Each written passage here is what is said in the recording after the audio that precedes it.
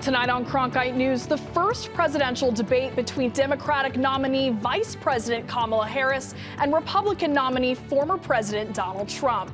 We have a preview of what you can expect to hear on the stage. Plus, one organization is going door to door, educating eligible voters and making sure underrepresented communities make it to the voting polls. And is a Phoenix Mercury legend retiring? The cryptic tweet the team posted ahead of the WNBA season nearing the end. Good evening and welcome to Cronkite News. I'm Lauren Avenatti. And I'm Brady Hanson. Thank you for joining us. Vice President Kamala Harris and former President Trump finally square off in their first debate together. And while all eyes may be on the debate, many are wondering how important it'll be to the results of the election. Jackson Sutter has more from our bureau in Washington, D.C. Vice President Harris and former President Donald Trump are set to debate tonight. Topics like the border, reproductive freedom, and the economy are sure to be debated and are important topics to Arizona. But one thing I found out is that those topics may not be as important as the candidates themselves during tonight's debate. Tonight, the candidates are meeting in Philadelphia. I spoke with Brooks Simpson, a professor of history with the ASU Foundation, who says tonight's debate will have very little to do with issues and policies. He says tonight will be a debate on how the candidates present themselves and can win over votes. Usually it's very little to do with issues themselves, policy statements, etc. It's how the candidates present themselves, gaffes that they may commit, or traps that they set for their rival. Simpson also says the stakes in a presidential debate are huge. Mistakes can be magnified and replayed over and over for days. I think the emphasis here is how these candidates appear to each other, how they appear to the public at large, whether they stumble, make erroneous statements that are fact-checked to death. Will Trump use the primetime event to explain his vision or to attack Harris? Danielle Alvarez, Trump campaign's senior advisor, said voters want to hear about plans and policies and contrasted Trump and Harris's outreach to voters. Other than, of course, her sit down with CNN, which she spoke for about 16 and a half minutes, she has not answered voters' questions. A New York Times Siena College poll put the two candidates very close nationally. When we look in Arizona, the two are even closer at 48%. We'll have to see how those numbers change after tonight's debate. In Washington, D.C., Jackson Sutter, Cronkite News. Ahead of the presidential debate, Minnesota Governor and Democratic nominee for Vice President Tim Walz is making his first solo trip to Arizona today. This marks his second time visiting the battleground state.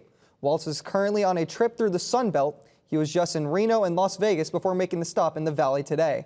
Walz participated in, quote, political engagements throughout the day before speaking at an event before the debate. Meanwhile, former President Trump is planning another visit to Arizona after the debate. He is scheduled to speak in Tucson Thursday. This comes less than a month after he visited Glendale and less than a week after his running mate J.D. Vance spoke at an event in Mesa. The former president is set to speak about the economy and the rising cost of housing.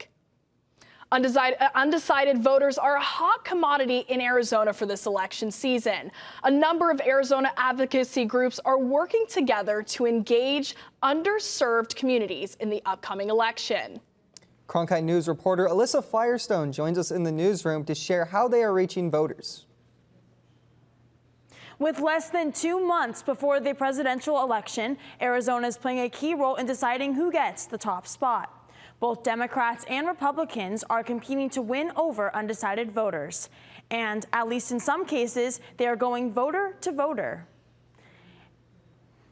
Coalition Activate 48 is made up of largely progressive organizations. Like Lucha, Mi Familia, Vota, and Chispa, the group aimed to register voters and get them active as early voting begins. We are knocking on 1 million doors this year across 3 different counties, Maricopa, Pima, and Pinal.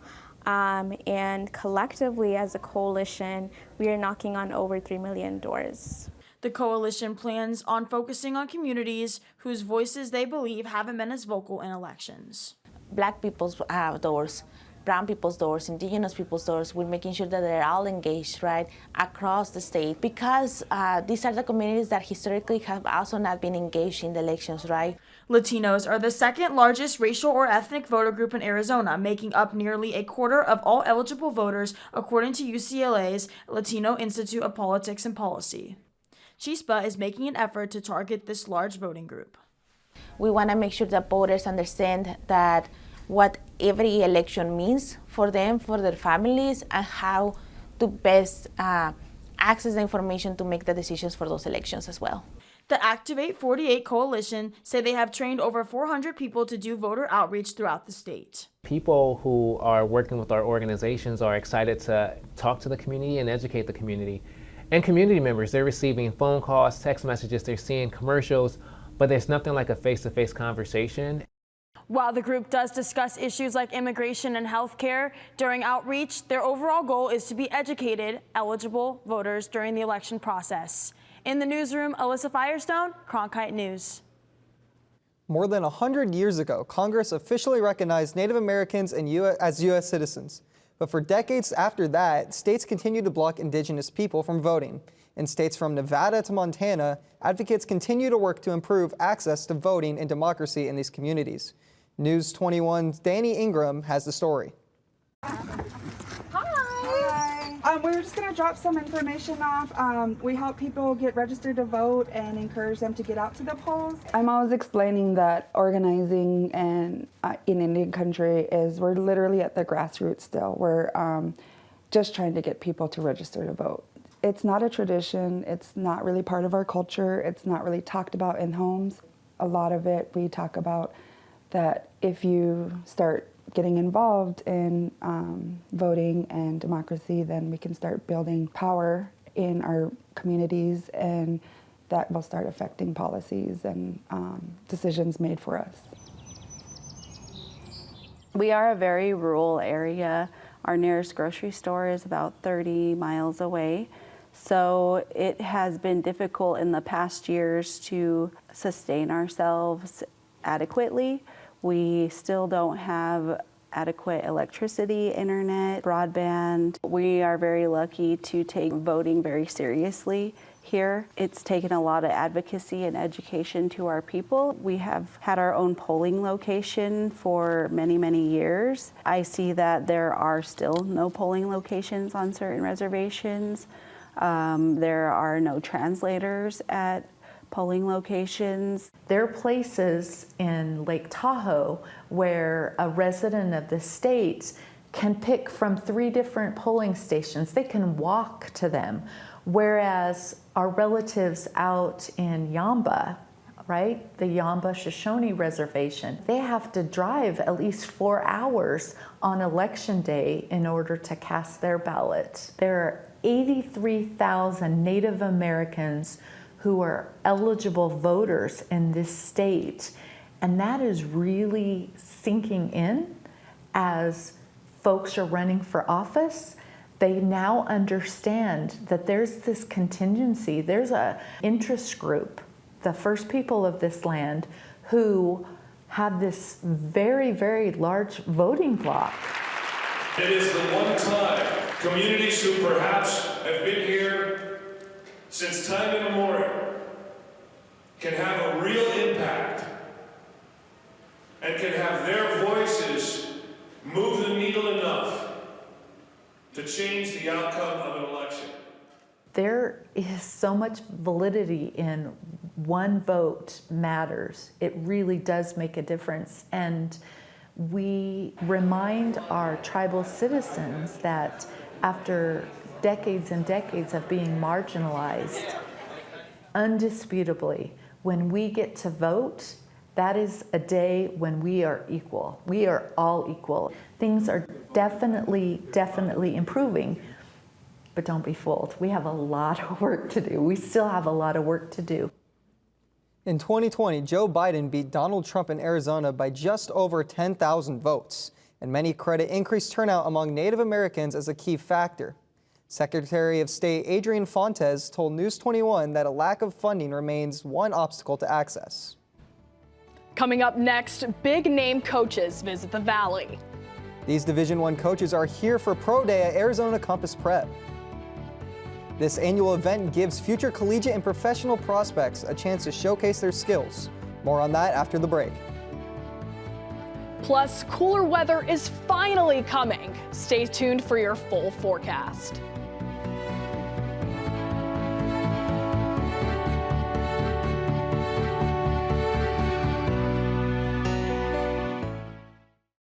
ASU's one and only student-run radio station, Blaze Radio, provides students with opportunities to cover a variety of topics. From music, this is Sun City Garage, to sports coverage, against the Brewers in his last outing, he went to news. The bill also gives parents the ability to see, and entertainment updates. Blaze Radio offers a fun environment to gain valuable broadcast experience. To find out more, visit blazeradioonline.com. The Walter Cronkite School of Journalism and Mass Communication's Phoenix Sports Bureau provides students with hands-on learning experiences and opportunities in sports journalism. From covering local high schools, colleges, and the pros, students get the opportunity to go live from our Facebook shows covering local, collegiate, and pro sports in the Valley. From digital reporting, broadcast, social media, and producing, there's opportunities for all. For more, go to cronkitenews.azpbs.org.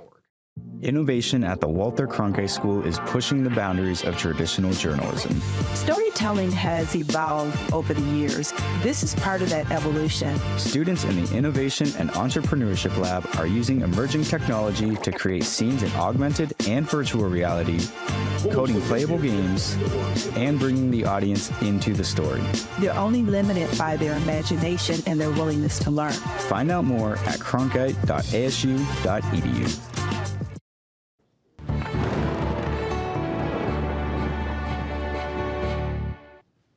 Welcome back. Tropical storm Francine is getting closer and closer to becoming a hurricane. Forecasters are worried it could be a Category 1 storm by the time it makes landfall tomorrow. Francine is expected to impact parts of Texas and Louisiana, and many people are already preparing. Evacuations were also ordered along some parts of the coast. When it makes landfall, Francine is expected to have sustained wind speeds of 65 miles per hour.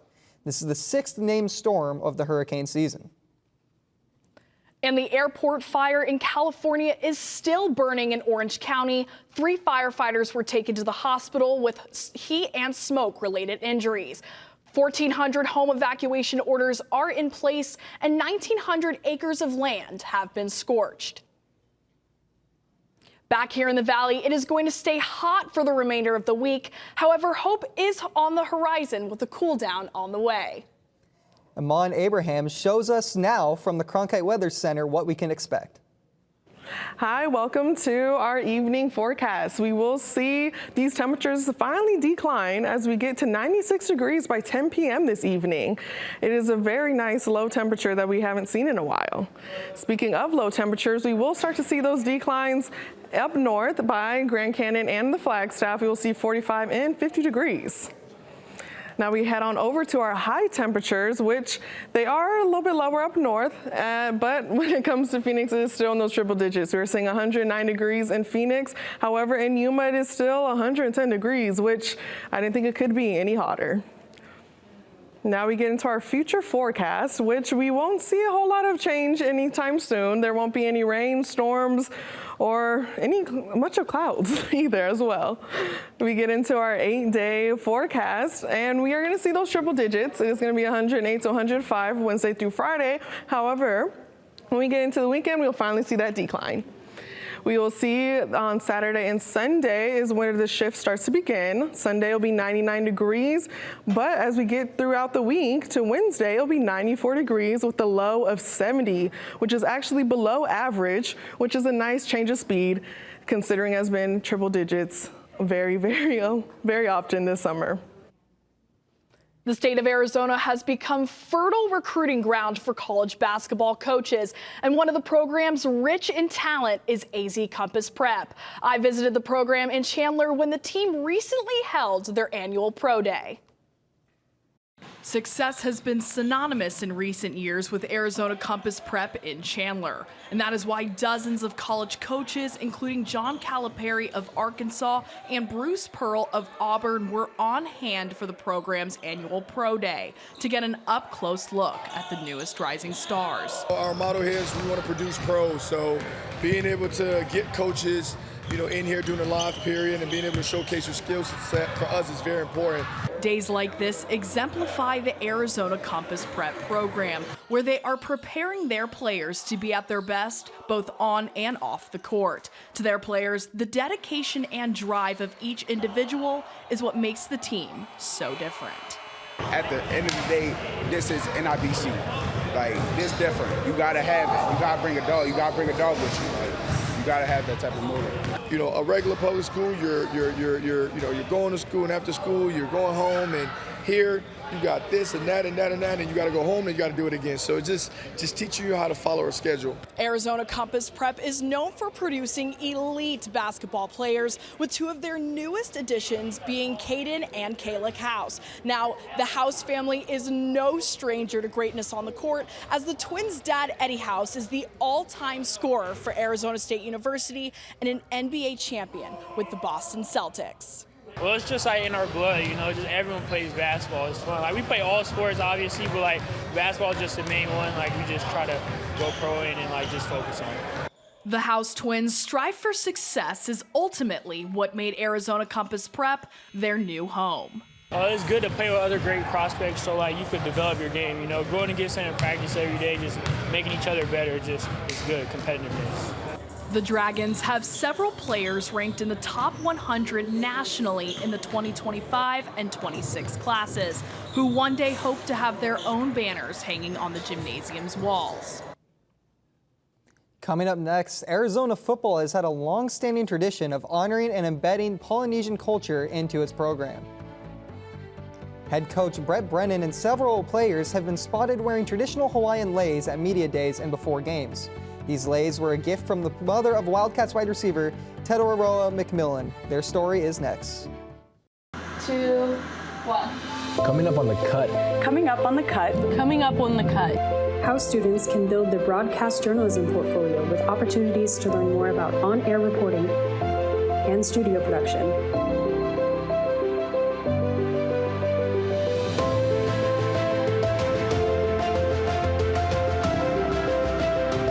Be sure to follow us on Instagram at @thecut_network and on X at @CutASU.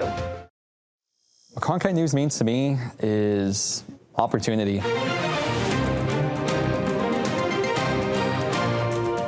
We do news right at Cronkite News, serving a community ethically, honestly, and truthfully. And we can provide a necessarily different angle, different voice for those people that really need it. The students, they have a lot of passion for journalism. I get to do a lot of stories about the Hispanic community. And we have access to cover all of these sorts of events and get media coverage of all these different personalities and athletes, and that's just a huge thing. But it's also a chance for people here to be humanized. Individuals of all walks of life. Cronkite News will help take the next generation of journalists onto their next careers. I am old enough to remember Walter Cronkite. We're putting a lot of pride on his name because we are practicing a lot of the things that he did. I think he'd be smiling from ear to ear. I. We are Cronkite.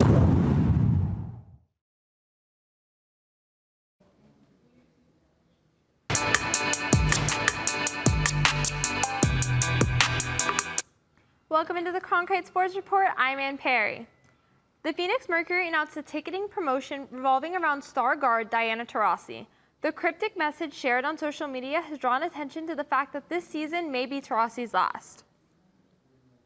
The Mercury social media team posted a video showcasing DT with the words, "If this is it."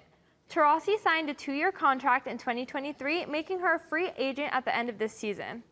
Taurasi has spent all 20 years of her career playing for the Phoenix Mercury, leading them to 3 WNBA championships. The Mercury have 2 home games remaining, and this post encourages fans to come out and watch the GOAT for what could be the last time. Whenever it happens, the Mercury will have to eventually say goodbye to Taurasi and make room for the next generation. For now, the team welcomed 2 newcomers, as Amon Abraham reports, who are helping the Mercury in their push to the playoffs. The Phoenix Mercury are headed to the playoffs with some new players on their roster. The Mercury signed Celeste Taylor to a rest of the season contract.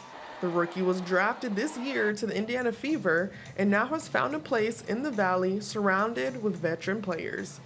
She has legends around her, and BG and DT, so those are great people for her to learn from.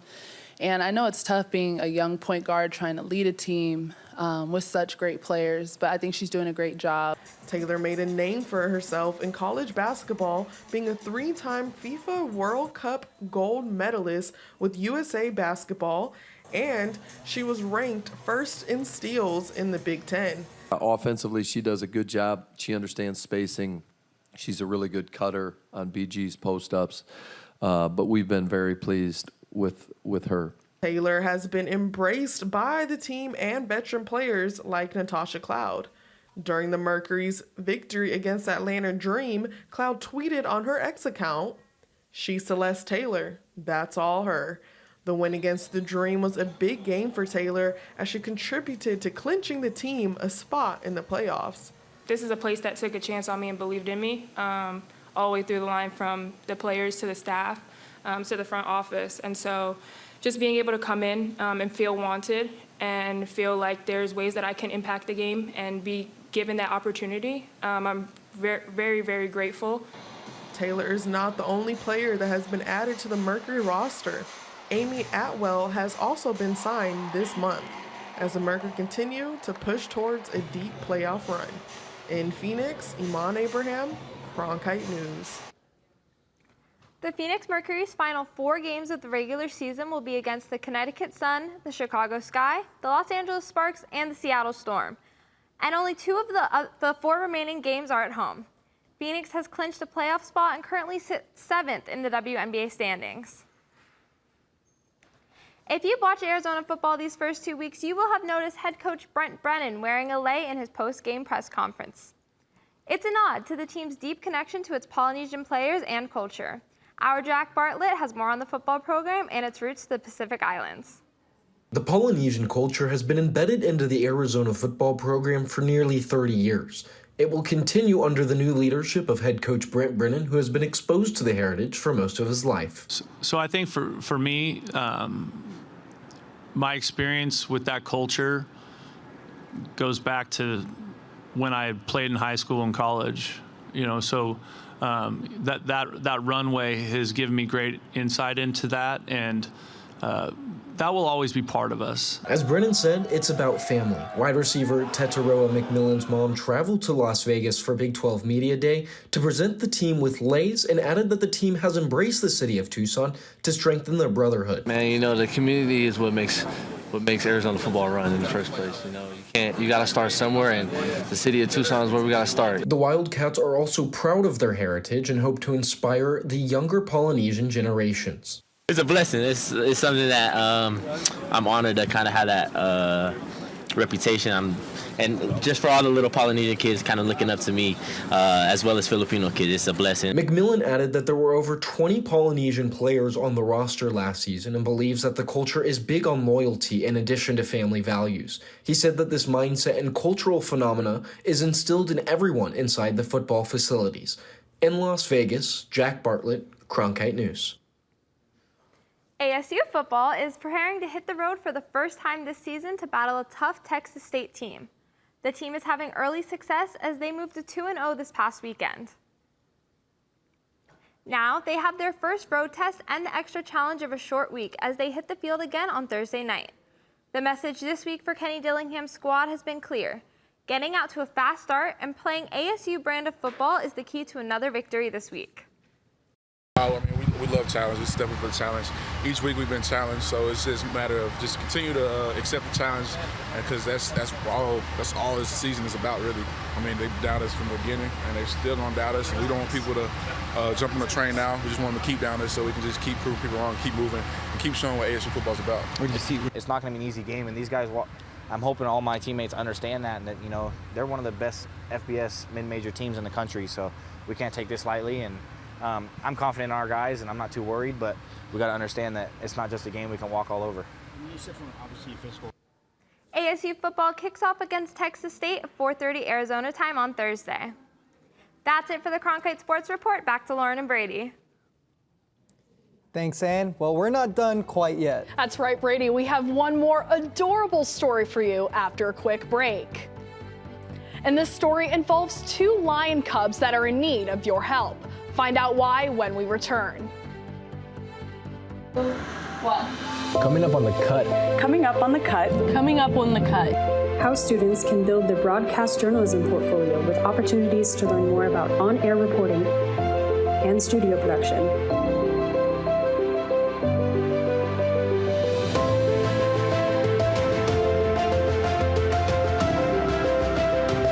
Be sure to follow us on Instagram at @thecut_network and on X at @CutASU.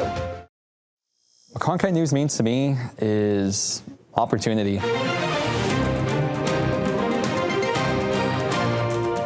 We do news right at Cronkite News, serving a community ethically, honestly, and truthfully. And we can provide a necessarily different angle, different voice for those people that really need it.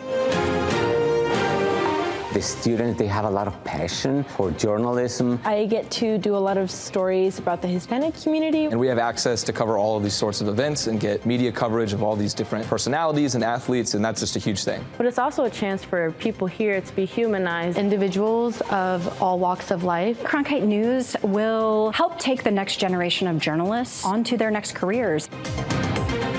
I am old enough to remember Walter Cronkite. We're putting a lot of pride on his name because we are practicing a lot of the things that he did. I think he'd be smiling from ear to ear.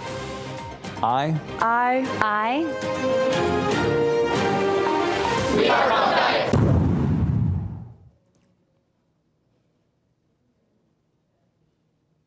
The Phoenix Zoo is in need of your help. That's right. The zoo needs your help to name its newest lion cubs. The zoo has already selected several names to choose from, and these names will honor their African roots. You can vote online on the Phoenix Zoo's website now through September 22nd. The top 2 names will win. That's it for tonight's edition of Cronkite News. I'm Lauren Avenatti. And I'm Brady Hanson. Thank you for joining us.